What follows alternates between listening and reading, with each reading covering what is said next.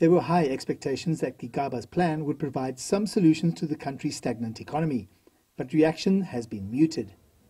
The plan, there's nothing really new in it. It is an update of what the nation ought to be doing to begin with. The only thing that's useful is that now there's an element of accountability we can have around that which has been planned. It's also been suggested that the Finance Minister has focused on the wrong areas. I'm not so worried about the next 6 to 12 months, and I would suggest that most foreign investors wouldn't either if they knew that there was a very strong reform plan to get South Africa back on track over the medium to longer term, as opposed to just worrying about fighting fires in the short term with respect to what the ratings agencies have been talking. And for economists, that's a worrying issue with predictable outcomes.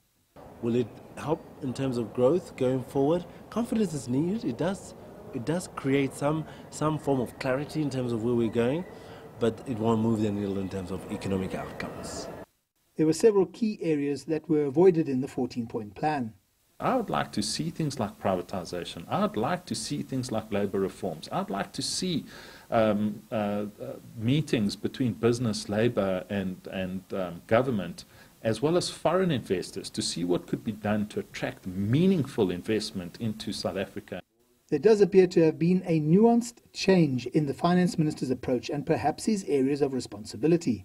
It will appear that the new Finance Minister is now having the mantle of all of the economic policy on his shoulder. His expression of working with other departments was new. It's not what we've seen previously with other ministers.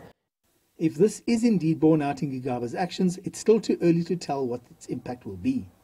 The consensus view is that this plan has nothing new in it and is unlikely to make any difference in the short term or even the longer term.